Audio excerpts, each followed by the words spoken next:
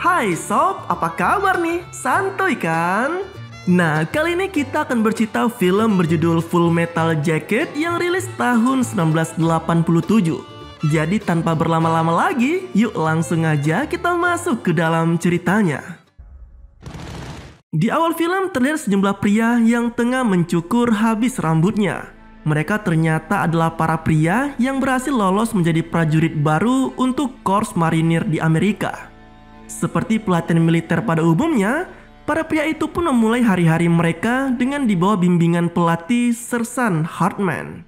Sersan yang dikenal bengis dan tak kenal kasihan itu juga memberikan perlakuan yang begitu keras pada prajuritnya. Semata itu ia lakukan agar para prajurit di bawah komandonya memiliki kesiapan fisik dan mental dalam menghadapi peperangan di luar sana. Bahkan pada masa pengenalannya pun, beberapa prajurit sudah mendapat kalimat umpatan dan hujatan dari pelatih mereka. Termasuk mengubah nama prajurit semaunya sendiri seperti Snowball, Joker, dan Cowboy. Tak hanya itu, salah satu prajurit yang dinamai Pyle bahkan sampai dicekik oleh Hartman hanya karena selalu menampakkan raut wajah senyum di hadapan pelatih tersebut. Nah, selama 8 bulan, para prajurit harus melalui latihan berat di markas Korps Marinir yang berlokasi di Pulau Paris, Carolina di selatan. Dan seperti yang bisa ditebak, Pyle sebagai prajurit dengan tubuh yang gempal dan memiliki pembawaan tak seperti pria usia pada umumnya, jelas menjadi bahan olok-olokan oleh Hartman. Sementara itu, Joker yang dianggap paling berani dan kritis lantas dijadikan sebagai komandan skuad yang memimpin para prajurit di sana. Dalam proses latihan, Joker yang tak tega dengan penderitaan Pyle juga tak jarang mengajari banyak hal pada prajurit gemuk itu. Mulai dari cara mengikat sepatu, merapikan seragam, melipat selimut, melalui halang rintang, hingga merakit senapan. Dari semua yang ia lakukan, terlihat Joker yang begitu tulus memberikan perhatian pada semua prajurit di sana, khususnya Pyle, yang dari awal terlihat berbeda dengan orang normal pada umumnya. Namun sebuah kesalahan agaknya telah mengubah banyak hal di dalam camp. Aksi sidak oleh Hartman yang seharusnya berlangsung lancar malah harus terhenti karena ulah yang dilakukan oleh Pyle. Pria gemuk itu ternyata kepergok menyimpan donat. Sontak aksi itu jelas memicu amarah Hartman hingga memuncak.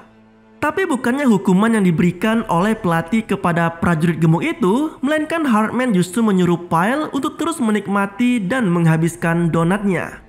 Sementara prajurit yang lain diharuskan menjalani push up sebagai bentuk solidaritas di antara mereka. Momen tersebut nampaknya telah memberi dampak besar terhadap hubungan Pyle dengan prajurit lainnya. Mereka kini justru menganggap jika pria berbadan gemuk itu hanyalah beban dan sering merepotkan yang lainnya. Alhasil, kekesalan pun akhirnya mereka luapkan di malam itu juga. Pyle yang saat itu tengah terlelap tiba-tiba diikat tangan dan kakinya serta dibekap mulutnya. Lalu ia dipukuli oleh prajurit lainnya secara beramai-ramai. Tak terkecuali dengan Joker yang juga turut meluapkan kekesalannya. Sejak mendapat perlakuan kasar dari rekan satu camp, Pyle terlihat lebih banyak murung tidak seperti biasanya. Bahkan ia sesekali kedapatan tengah berbicara sendiri pada senapannya. Namun siapa sangka, perubahan besar ternyata tidak hanya terjadi pada perilaku Pyle saja. Karena ternyata ia kini mulai menunjukkan bakat besar dalam dirinya, yakni dalam hal menembak jarak jauh. Pyle begitu piawai dalam mengoperasikan senapan jarak jauhnya. Ia begitu tenang dan fokus dengan target yang ada jauh di depannya. Bahkan Hartman yang saking kagumnya sampai menjanjikan posisi sebagai perawat senjata di kesatuannya pada prajurit berbadan gemuk itu. Nah, singkat cerita, hari pelantikan pun tiba dan Hartman mulai mengumumkan posisi penugasan semua prajuritnya. Menariknya, Joker yang selama ini dinilai cukup baik dalam menjalani pendidikan malah ditugaskan menjadi jurnalis militer. Berbeda dengan Pyle yang justru dinilai cakap untuk menjadi seorang infanteri. Nah, malam hari pun tiba dan kini giliran Joker yang bertugas jaga malam di area camp. Namun secara mengejutkan, ia yang saat itu tengah berkeliling malah mendapati Pyle yang sedang terduduk sendiri di toilet. Tak seperti sebelumnya, sorot mata Pyle juga kini telah berubah. Dari sebelumnya yang begitu polos dan penuh ceria, sekarang malah nampak penuh dendam dan amarah yang memuncak. Sialnya lagi, pria gemuk itu juga ternyata membekali dirinya dengan senapan dan sejumlah peluru di tangannya.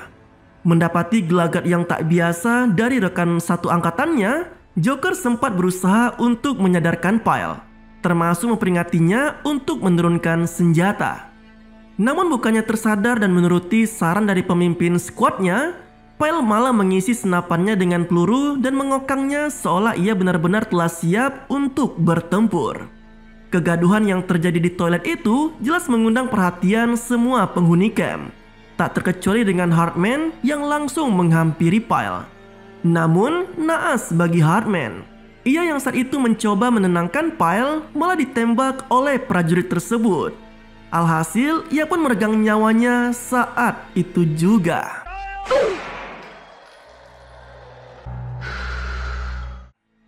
Tak sampai di situ, Pyle yang merasa puas telah menghabisi pelatihnya malah memutuskan untuk mengakhiri hidupnya. Dengan satu kali tembakan mengarah tepat ke mulutnya, prajurit berbadan gemuk itu pun seketika meninggoy di tempat tersebut. Nah, beberapa tahun pun berlalu, dan sekarang Joker telah bertugas di markas militer Amerika di wilayah Da Nang, Vietnam. Sebuah wilayah yang dikenal sangat damai dan tak pernah terjadi kontak senjata antara pasukan Amerika dan komunis. Kondisi itulah yang kerap membuat anggota jurnalis militer di sana kesulitan ketika harus mengarang cerita tentang peperangan di Vietnam. Tambah lagi dengan tuntutan pemimpin mereka yang mengharuskan para jurnalis untuk terus membuat karangan cerita yang emosional dan mampu membangkitkan semangat juang setiap pembacanya. Namun semua itu seketika berubah cuy, karena tepat pada malam perayaan tahun baru di sana tiba-tiba serangan datang dan memaksa seluruh prajurit untuk bersiap. Meski sebelumnya tak pernah memiliki pengalaman turun langsung di medan perang, namun dari sinilah Joker akhirnya merasakan sensasi berperang sesungguhnya, yang notabene memang belum pernah ia rasakan sama sekali sebelumnya. Nah, sialnya serangan yang sempat terjadi pada malam tahun baru itu ternyata tidak hanya terjadi di wilayah Da Nang saja, tetapi juga semua lokasi yang menjadi markas militer Amerika di Vietnam. Nah, karena alasan itulah Joker bersama dengan rekan jurnalis lainnya yang bernama Rafterman akhirnya diutus untuk meliput berita dari banyak lokasi di sana. Namun dari tugas itu juga ia malah bisa bertemu lagi dengan Cowboy, kawan lama yang sempat berada satu skuad di angkatannya. Berbeda dengan Joker yang bertugas sebagai jurnalis, Cowboy justru tergabung dengan skuad Lodge Hawk yang menjadi lini depan pada tiap pertempuran. Meski begitu, peran Joker dan Rafterman tetaplah dibutuhkan. Karena alasan itu juga, maka keduanya mulai sering dilibatkan dalam pertempuran bersama dengan skuad Lodge Hawk. Tujuannya sudah pasti adalah demi bisa mengabadikan setiap momen yang ada di medan perang. Di hari yang berbeda, sebuah laporan menyebut bahwa NVA atau North Vietnamese Army diketahui telah menuju ke Pha Phum River. Atas laporan itulah, skuad Lodge Hawk yang berada tak jauh lalu diperintahkan untuk menyisir lokasi tersebut. Namun tampaknya kedatangan Lodge Hawk justru telah diketahui oleh pasukan NVA. Alhasil, pemimpin mereka pun meninggoy setelah terkena tembakan ranjau yang ada di sana. Karena kondisi itulah, Cowboy sebagai salah satu senior dalam skuadnya lalu ditunjuk sebagai pemimpin Lodge Hawk untuk meneruskan misi tersebut. Dan sial bagi skuad Lodge Hawk, mereka yang terus menyisir lokasi sesuai petunjuk di peta malah tersasar cukup jauh dari posisi yang seharusnya. Tak hanya itu, posisi mereka saat ini juga ternyata telah diamati oleh penembak jitu NVA. Alhasil, satu demi satu pasukan Lodge Hawk harus meregang nyawa oleh sniper tersebut. Tak terkecuali dengan si Cowboy. Mendapati kawan lamanya yang telah meninggoy, Joker seketika terpancing amarahnya dan bertekad untuk membalas dendam kematian Cowboy. Namun tampaknya memburu seorang sniper bukanlah hal yang mudah cuy. Karena selain lokasinya yang tersembunyi, juga di tempat tersebut terdapat banyak jebakan ranjau yang siap merenggut nyawa mereka. Dengan siasat yang cerdik, Joker bersama beberapa anggota Loose Hawk yang tersisa akhirnya bisa menyusup masuk ke salah satu gedung yang diyakini menjadi tempat persembunyian si sniper.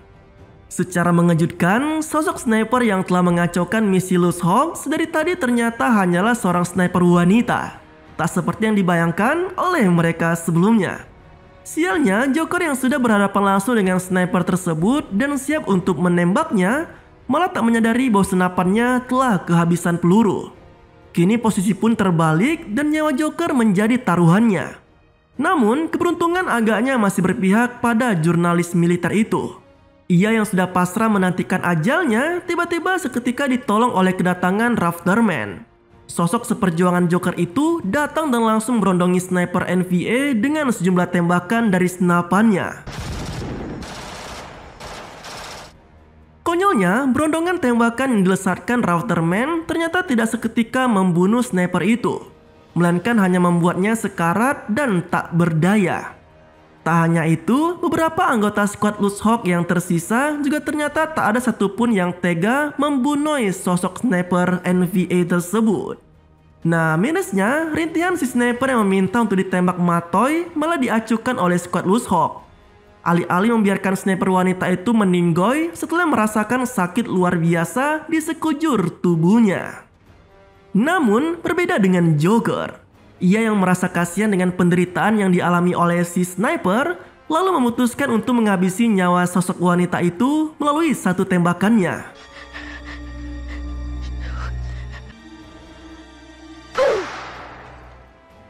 Meski bukan berasal dari infanteri atau pasukan lini depan militer Amerika, namun aksi yang dilakukan oleh Rafterman dan Joker secara tak langsung menjelaskan bahwa mereka tetaplah anggota marinir yang sigap dalam tiap pertempurannya.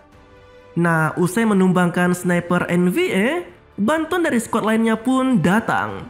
Kini Joker bersama dengan Rafterman dan pasukan lainnya pun mulai menyusuri jalanan di Varfum River.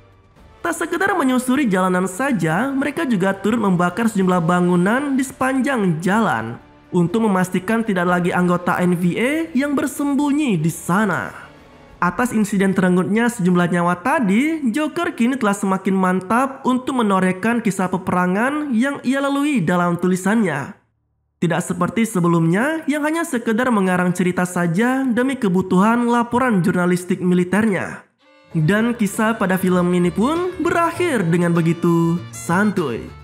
Nah, itulah alur cerita dari film berjudul Full Metal Jacket yang rilis tahun 1987.